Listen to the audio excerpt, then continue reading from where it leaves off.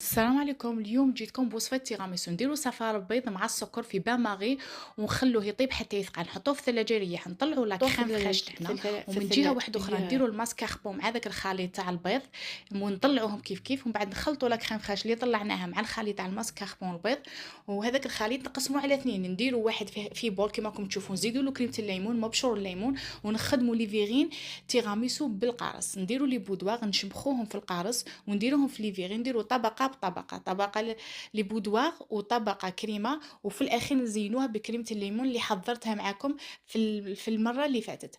ومن بعد نزيدو نخدمو لي فيغين واحد اخرين، نخدمو تيراميسو او او كافي.